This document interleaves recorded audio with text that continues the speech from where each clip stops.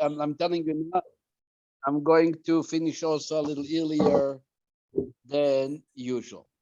Okay. Okay, so basically this week's Parsha is Parshas Naso. It's actually the longest Parsha in the entire Torah. Over than 180, almost over than 170 verses. And it's interesting, it's brought down that somebody once said, why is Parshas Naso the longest Parsha? So he explained that with the following example. He says that there was a boy came with his mother to a wedding, and he noticed that the bride is dressed all white, and obviously you notice right away that there is a bride, but the groom, he couldn't identify who is the groom. So he kept on asking his mother, who is the groom? I see the bride, who is the groom? And the mother said, when the wedding is going to come to an end, the one who walks home with the bride, this is the groom. When we're coming from Shavuot, and we just celebrated the giving of the Torah, the receiving of the Torah, and we want to know, are we really committed to the Torah? Is it something that we are holding strong to? So this week comes the longest parsha in the entire Chumash. And by having the longest parsha, studying it, and learning it, and reading it, shows that we actually mean business, and we are very interested in what the Torah says, in what it reads about, etc. Now, in this parsha, it's interesting. There's a lot of interesting stuff in this parsha. There is the story of the Nazirite. There is the story of the wife who has to be confirmed that she is faithful to her husband, known as the Parsha of the Sota. And yet there is a whole Parsha which talks about what all was donated to the Mishkan, and it was not mentioned all till now. If you remember, there was months ago in the winter time when we studied about the gifts that every single Jew, man, woman, had participated in building a sanctuary, a home for God. Some people brought gold, others brought silver, copper. Everybody brought different things as a contribution, as a gift to the Mishkan. Yet, there was a group of people who did not participate right away. They came at the end, and their gifts are being discussed in this week's Parsha. Because this Parsha talks about what happened when the Mishkan, the home for Hashem, came to its final construction. And the people were the leaders of Israel. Each tribe had a president, a leader of the tribe. And the Torah says what they brought. They brought gifts.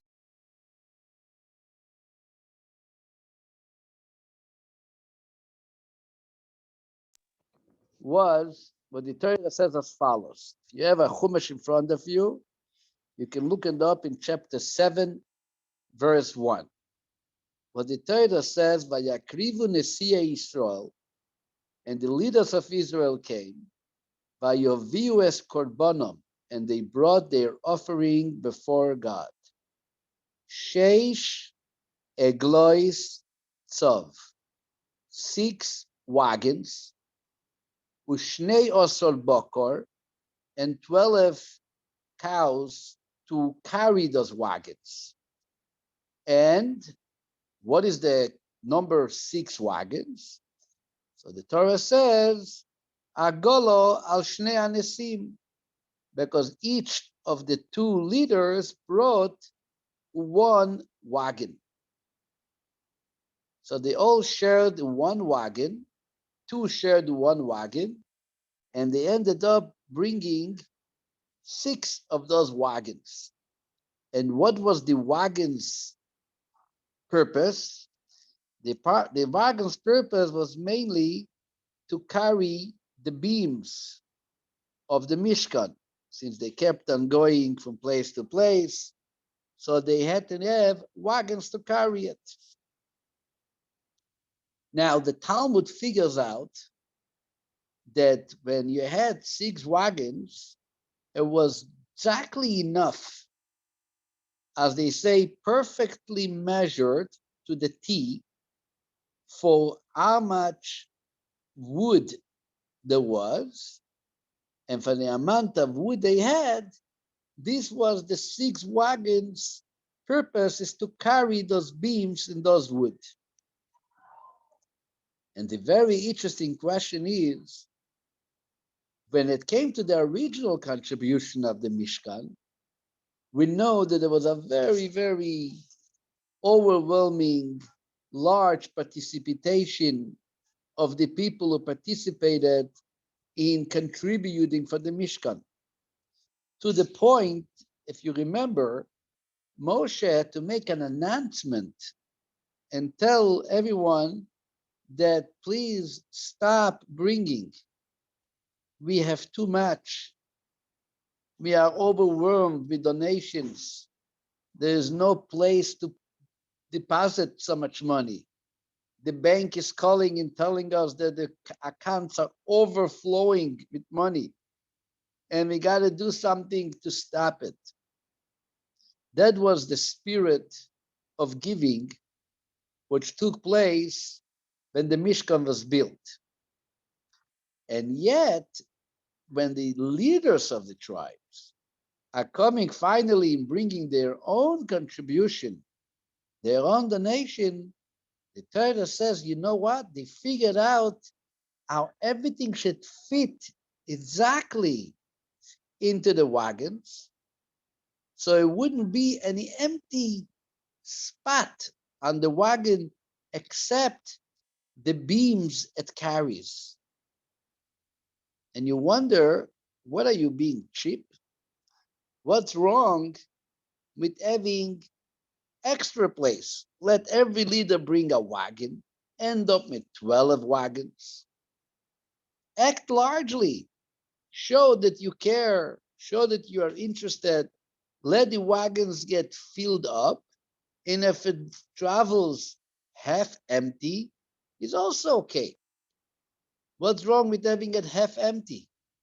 Why do you have to make sure that the wagons are designed in such a way that everything gets perfectly filled and they end up sharing with a partner leader one wagon that, God forbid, you're going to end up having some empty space in the truck, in the moving truck, that therefore you're going so measured and so limited in your contribution.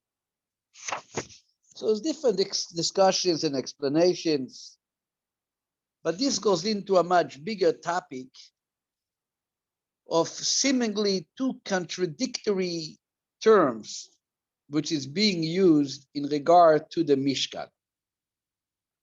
In one end, our sages tell us that in the Mishkan, they behaved very largely, meaning they were very excited to show that this is not a place that you have to be cheap, that you have to be limited. They were using golden cups, silver cups. They weren't just using recycled paper because it's cheaper.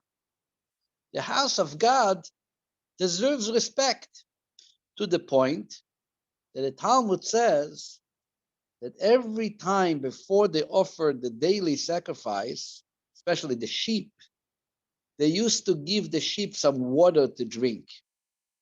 And the reason for the water was simply to make it easier to remove the wool, the fur, which covers the sheep.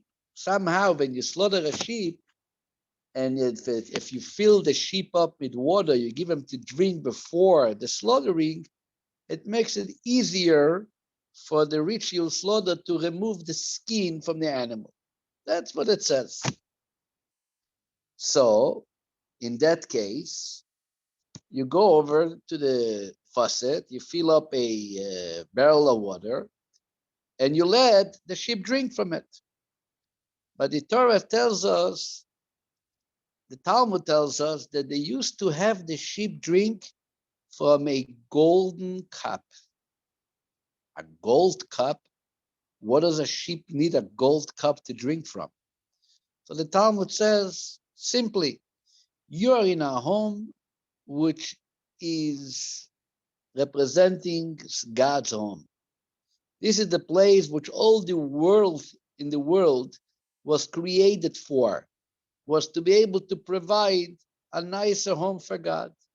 So in such a home, you don't act cheap. You don't act like a poor person. If you are able to use gold, you use gold. Don't be cheap. In the other end, like the wagons or other areas, the Talmud makes different observations that they were actually very careful not to spend anything which was extra. The Torah is careful not to waste money. And therefore, they were very calculated in what they spent, in how they spent, etc. And this is really a paradox in the behavior. At which point do you go and you say, I am going to use even a golden cup for an animal to have what to drink from? And at what point do you say, come on, nothing to be cheap of. Let's act as largely as we can. Everything is good. So the Rebbe points out something very special.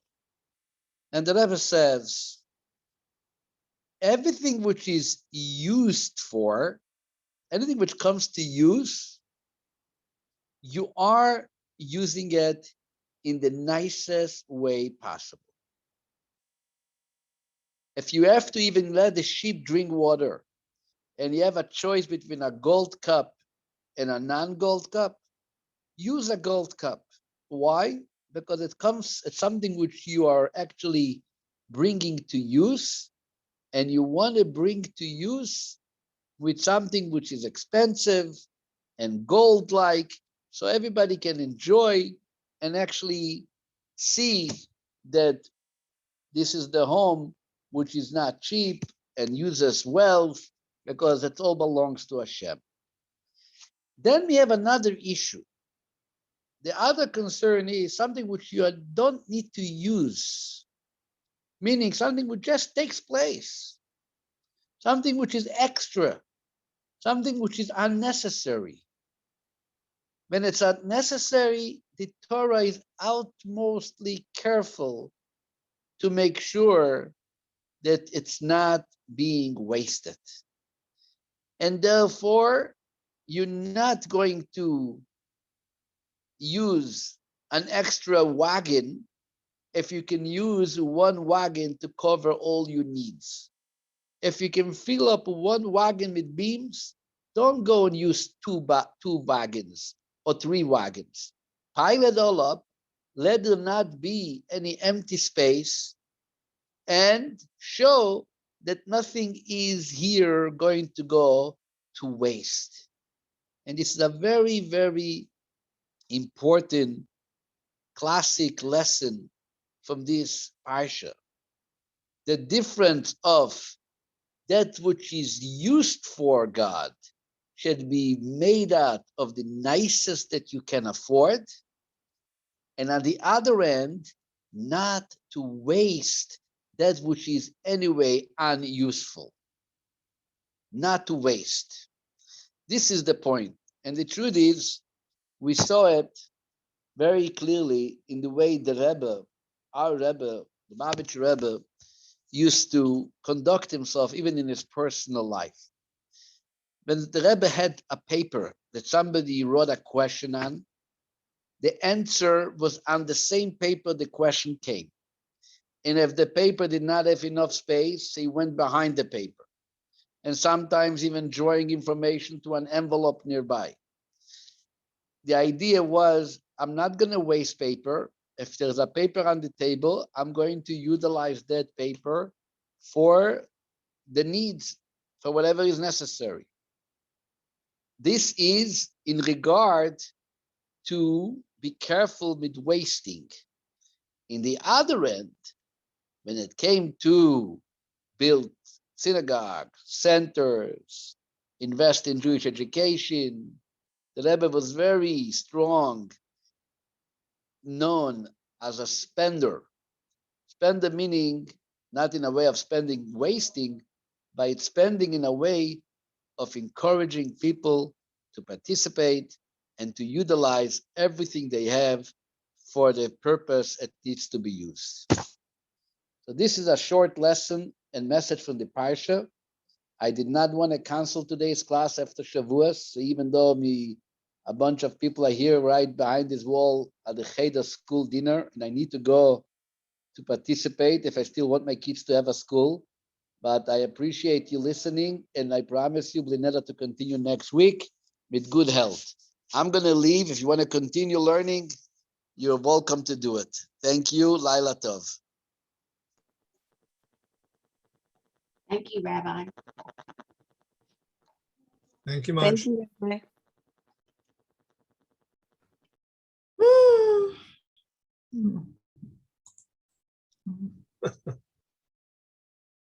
Right.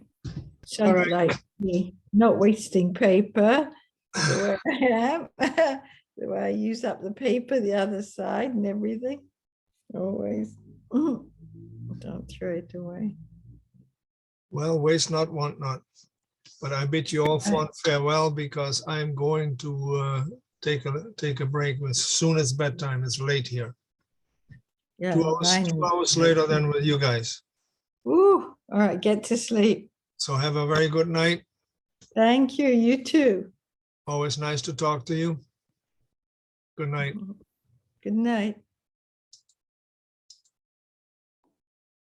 Dad, you know you're on mute still from before.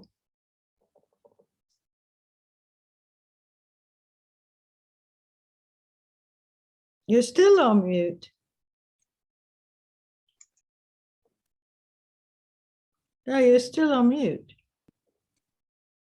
We can't hear you. You're on mute. Oh, now you're not on mute. Okay. So Yeah. who came to the class tonight? Not so many people, really. Don't know. We saw more people before than we can see because some people already clicked out, I think. No, but there weren't so many tonight. Or maybe, Okay. you know, something was going to be a short. I completely forgot it was the Cheder thing until he said what it was. Yeah. Okay, dear. I So knew I wouldn't go I'll out to crowded places. At the I'll see moment. you tomorrow 11:30. Oh, you know what is on as well, but I don't want to go out with crowds, is I just saw an email. There's going to be, you know, one people, one heart, but now everyone together, not on Zoom. And it's at Western Hotel. It means it's hundreds and hundreds of people together in one place, which I'm scared to do before going to England. You know. But I'm going to see you 11:30 tomorrow morning, right? Right. Okay. Oh, 9 it's o'clock. that confusion. I think somebody sent me a message and they meant to send it to somebody else, that text message about, you know, meeting at a cafe. And I thought, what are they going on about tomorrow? So either it was a scam or it was, because I tried calling, I didn't make it. Something in Or error. somebody made a mistake and, yeah, dialing error, you know. Didn't make sense. All right, so I'll pick you up at 11:30. And I spoke to Duran just now, just before class. Oh, yeah? Yeah, he's just been working so intense, he's exhausted. Good. Yeah, I better Okay. call him for the plant stuff tomorrow. Good night, darling. All right, good night. I'm going to get sleep early. I need it. Yeah. I'm tired very early, very long day. All right, good night. Good night, everybody.